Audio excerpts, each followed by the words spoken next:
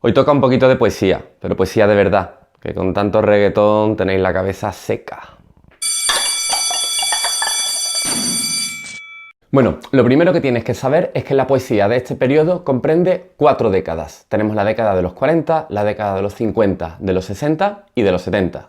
La década más completa es la década de los años 40, porque nos vamos a encontrar con Miguel Hernández, con los poetas que se fueron al exilio, y dentro de los poetas que se quedaron, unos fueron la poesía arraigada, los cercanos al franquismo, y otros fueron la poesía desarraigada, que obviamente iban en contra. No nos olvidamos ni del postismo ni del grupo cántico, que también entran dentro de esta década de los años 40. Miguel Hernández, el pobre, era un poeta como la copa de un pino, escribía muy bien. Lo que pasa es que tuvo muy mala suerte en la vida. Era de un pueblo de Alicante y con tan solo 12 años su padre lo sacó del instituto para que se dedicara a la profesión, digamos, de la familia, que eran cabreros.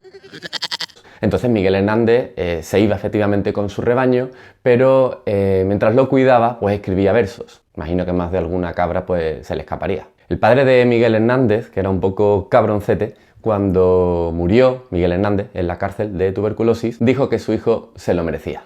Con un padre así tampoco... Su mujer también criticaba su labor poética, ¿no? Decía que siempre tenía la cabeza llena de versos que no les daban para comer. Y claro, es que en los tiempos del hambre, pues...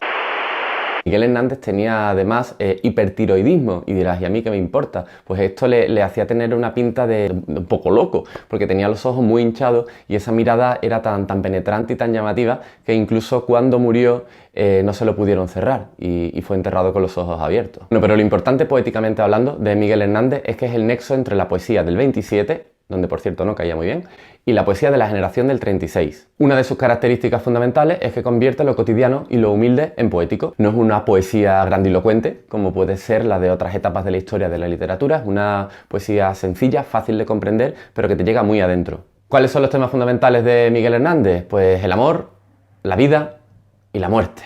Es una poesía, digamos, muy gráfica, porque utiliza muchísimo la imagen, la comparación, los elementos visuales. Vamos a disfrutar de una de sus obras más conocidas, la elegía a Ramón Sige. Tú imagínate que tienes a tu mejor amigo o a tu mejor amiga, ¿no? Tu mejo. Y ahora por una de estas tonterías de adolescente, pues te peleas con tu mejor amiga y lo mandas a tomar por saco. Y en este momento, justo en el que estáis separados por aquel enfado que fue una tontería, tu amigo se muere. Pues eso es lo que le pasó a Miguel Hernández con Ramón Sige y le escribió un poema precioso que se titula Elegía a Ramón Sige, del cual vamos a ver ahora mismo un fragmento. Yo quiero ser llorando el hortelano de la tierra que ocupa si estercolas, compañero del alma tan temprano, alimentando lluvias, caracolas y órganos mi dolor sin instrumento, a las desalentadas amapolas daré tu corazón por alimento. Tanto dolor se agrupa en mi costado que por doler me duele hasta el aliento. La poesía de los años 40 continúa con los poetas en el exilio. Obviamente eran contrarios al franquismo y se tuvieron que ir. ¿Cómo aparece dibujada España en estos poemas? Pues hay, digamos, 2 etapas. En una primera etapa aparece como una madre cruel, una madre que no se ha portado bien con ellos, que ellos se han tenido que ir de casa, digamos, y después evoluciona a otro tratamiento de la patria como ese lugar añorado al que el poeta está deseando volver. Son unas poesías muy hondas donde los poetas obviamente vierten en ellas todo su intimismo, toda su personalidad. Es una poesía de mucho calado, ¿no? Y de mucho lirismo. ¿Quiénes fueron poetas en el exilio? Pues nada menos, por ejemplo, que Luis Cernuda, escribió Desolación de la Quimera mientras estuvo en el exilio, y León Felipe también, por ejemplo. Vamos a ver un ejemplo de esta poesía en una obra de León Felipe. Franco, tuya es la hacienda, la casa, el caballo y la pistola. Mía es la voz antigua de la tierra. Tú te quedas con todo y me dejas desnudo y errante por el mundo. Mas yo te dejo mudo, mudo. ¿Y cómo vas a recoger el trigo y a alimentar el fuego si yo me llevo la canción? La poesía arraigada es la poesía de los poetas que eran afines al régimen. Son poetas que por tanto se quedaron en España. Se difunde a través de 2 revistas, de la revista Escorial y de la revista Garcilaso. Ofrecen una visión ideal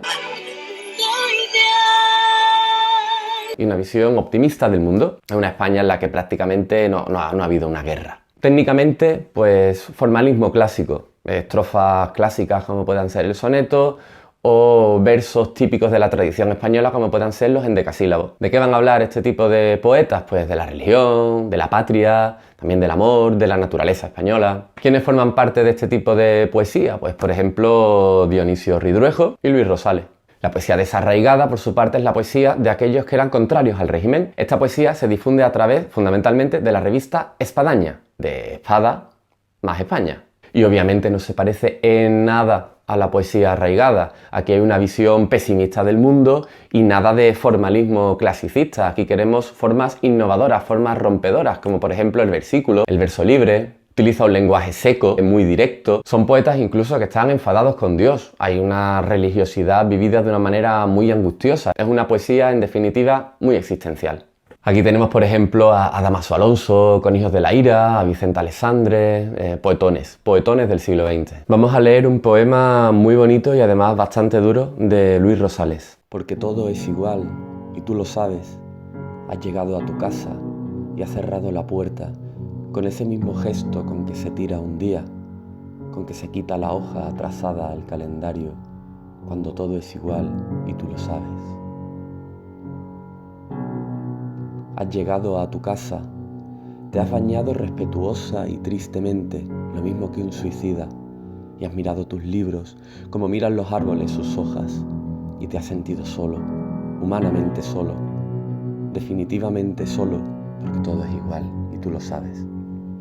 Por último, dentro de los años 40 destacan dos movimientos, tanto el postismo como el grupo cántico, que son dos movimientos, digamos, experimentadores que se produjeron en esa época. Postismo, digamos que tiraba más hacia una innovación más vanguardista y el grupo cántico a una renovación del lenguaje tendiendo más hacia el intimismo, es una poesía más cercana, digamos, al modernismo. Y estos dos grupos son muy importantes porque influirán directamente en la renovación poética que se produce en la España de los años 70. Se quedan aquí como en stand-by, y después en los años 70 retoman de nuevo con fuerza la escena poética. Dentro del postismo tenemos por ejemplo a Gloria Fuertes.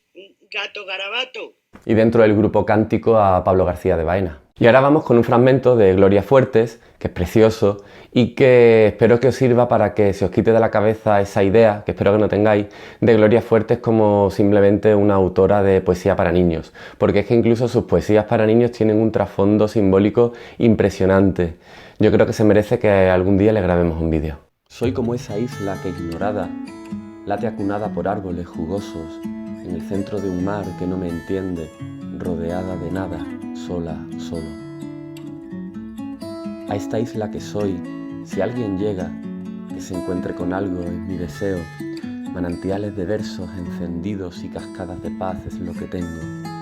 Un hombre que me sube por el alma y no quiere que llore mis secretos. Y ya está, listo. En los próximos días subiré vídeos de la poesía de los 50, de los 60 y de los 70. No lo he hecho todo de golpe por si el vídeo se hacía pesado porque fuese demasiado largo. Así que nada, si os ha gustado, suscribiros, atentos a los próximos vídeos y nos vemos.